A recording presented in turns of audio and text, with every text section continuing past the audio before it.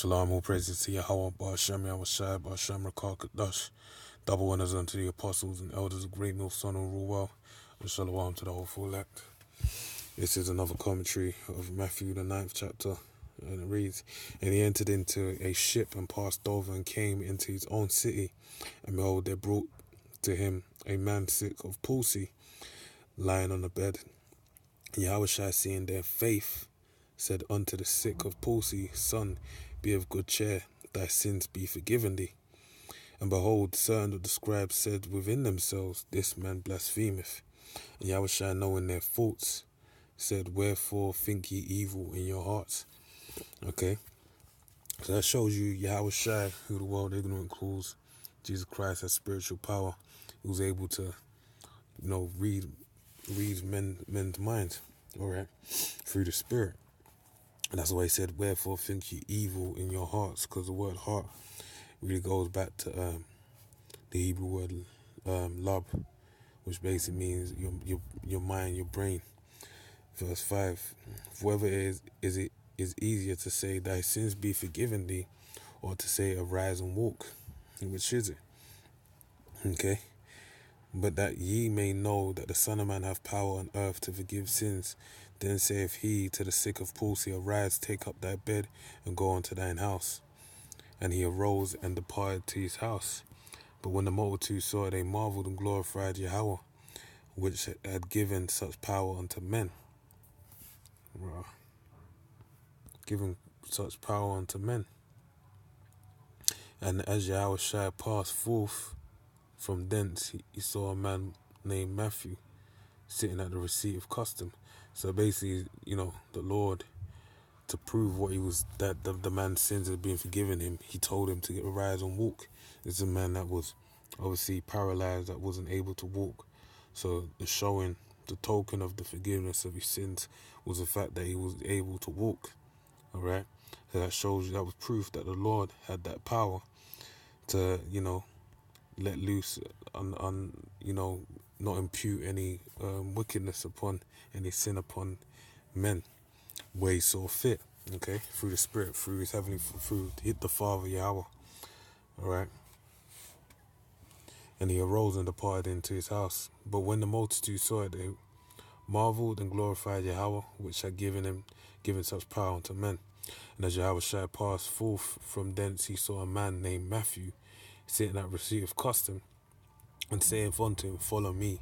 And he arose and followed him. So he followed after the Lord immediately. And it came to pass as Yahweh sat at meat in the house, behold, many publicans and sinners came and sat down with him and his disciples. All right. So these were men that were considered low amongst those, dealing with Yahweh Ba'ashem Yahushai, or the Most High at that time, the word. Verse 11, and when the Pharisees saw it, they said unto his disciples, Why eat your master with publicans and sinners? But Yahushua heard that. He said unto them, They that be whole need not a physician, but they that are sick. So the people that need healing are those that are sick. You wouldn't send a doctor to someone that's in good health. All right.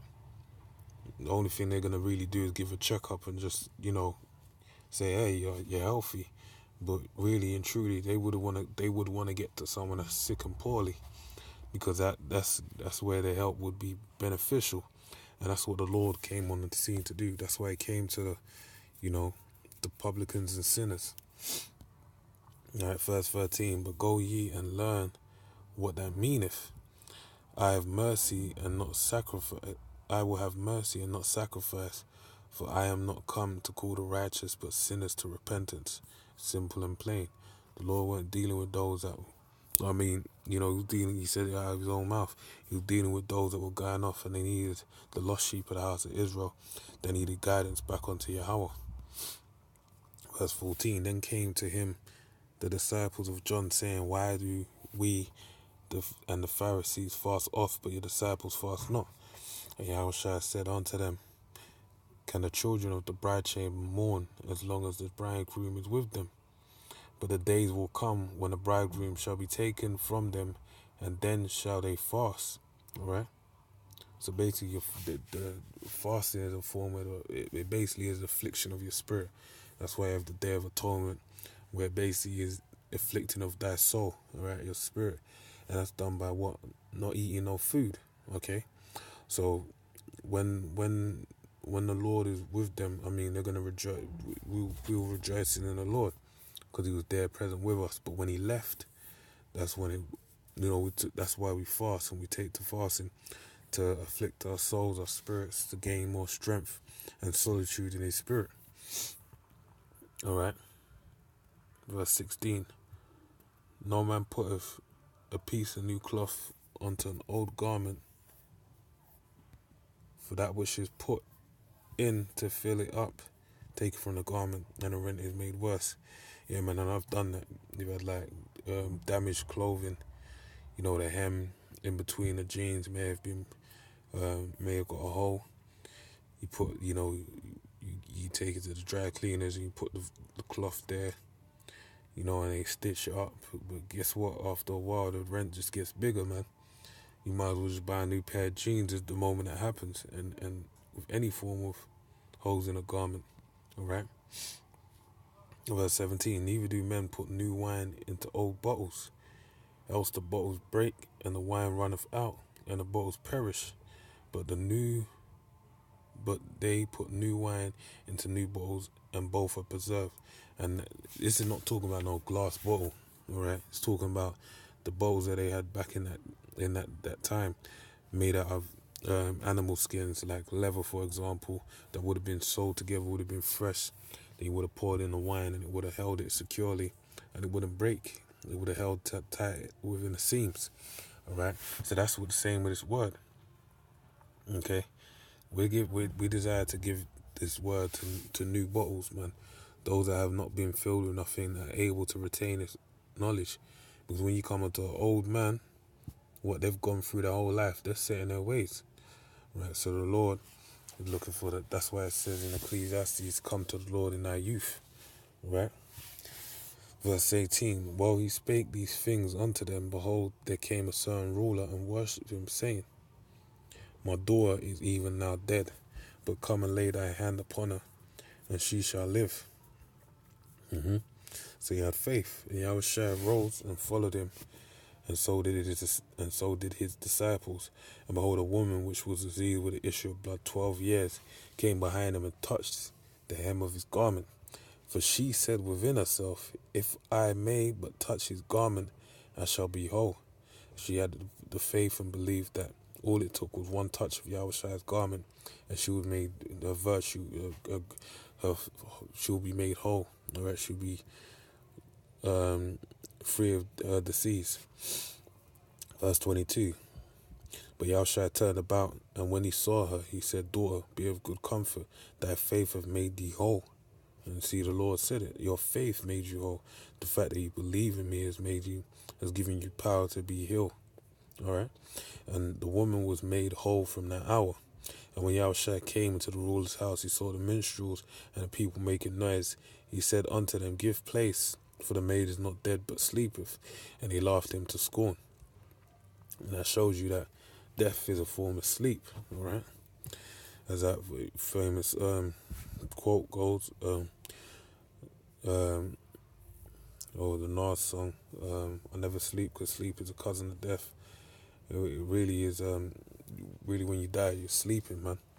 Alright, because everything is transitory. Energy never goes, energy is just transferred, but it always remains. Verse 25, but when the people were put forth, he went in and took her by the hand, and the maid arose, and the fame hereof went abroad into all that land. And when Yahushua departed thence 2 blind men followed him, crying and saying, thou son of David, have mercy on us. Because the fame was abroad, man. Went out, people were speaking, and technically, people were prophesying of him without even reading, through the Spirit. It would have been saying, yo, I saw this. He came, and, I believed in him, and he made me whole. The fame went about, And they said, yo, this is that, within themselves, they must have been saying, yo, this is that son of David that was prophesied to come. And they believed on him. And that's why they sought to find Yahweh Shai, so they can be held of, the Lord will give mercy unto them, and they be healed of their ailments. Because why? As I said before, they that are whole need a physician. Yahweh Shai was a physician coming to heal the sick. And these really are allegories into that really mount up into one main thing, being that we're under the flesh. We're in these chains of darkness. We're in the flesh and these chains of darkness. And the disease, the illness that we're under is this flesh, because the spirit is willing but the flesh is weak.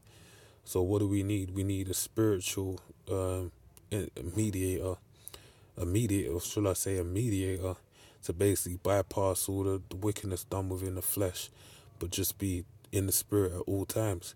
And that's what Yahweh Shai came to provide. So these are, you could say metaphors, allegories to show you that the Lord, belief in the Lord will allow you to retain, will heal you from your infirmities, from the flesh, and bring you then onto what the second covenant, being that our stony hearts will be made flesh, meaning that we'll become extraterrestrial, immortal, and fully be able to keep the commandments of the covenant. All right. So verse 28, when he was come into the house, the blind men came to him, and Yahushua saith unto them, believe ye that I am able to do this? They said unto him, yea, Lord. Then touched he their eyes, saying, according to your faith be it unto you.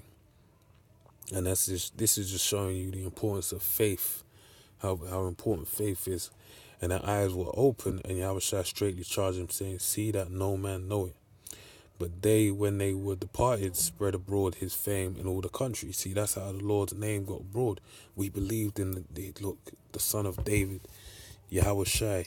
He came forth, and we had belief. We asked for mercy of our sins, and he gave us mercy.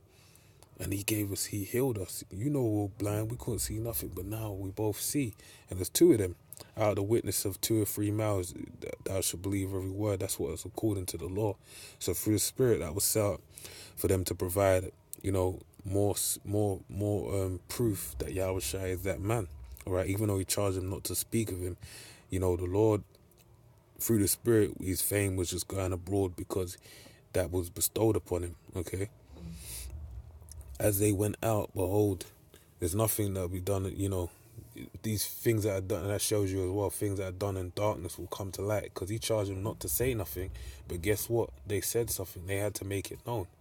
It was within their spirit, and they've been blind all their life, and the Lord, or however long amount of time they were, and they couldn't hold it. They had to make it known, all right? That's how his fame went abroad, and that's how the Lord operates, man. The things you do in darkness shall come to light, man. And the bad and the good. And that's how Yahweh Shai's fame was put out there, man. As they went out, behold, they brought to him a dumb man possessed with a devil. And when the devil was cast out, the dumb spake, and the multitudes marveled, saying, it was never so seen in Israel. Right? And what was never so seen in Israel? The fact that these miracles will be done by the hand of Yahweh, by Yahweh Ba'ashem Yahweh Shai, Ba'ashem Rakal Kadash, was to make it known that, look, the man that has been set up to come from the beginning is here, man. It was setting the standard, marking the line. But the Pharisees said he casteth out devils through the prince of the devils. And Yahweh Shai said, so they said he's casting out devils by Satan, man, by the devil himself. And Yahweh Shai went about all the cities and villages, teaching in their synagogues, preaching the gospel of the kingdom, and healing every sickness and every disease among the people. And when he saw the multitudes, he was moved with compassion on them, because they fainted and were scattered abroad as sheep having no shepherd. Okay, because why? Because the shepherd was him, and he had come back to gather all the sheep unto himself. Okay, through the name Yahweh. Then saith he unto the disciples, that the harvest truly is plenteous, but the laborers are few. Pray ye therefore the Lord of the harvest, that he will send forth laborers into his harvest. So he's saying, look, we need more hands to reap all of this harvest, man, because it was so abundant. That's how great his fame was. So with that, man, I pray you edified. Shalom.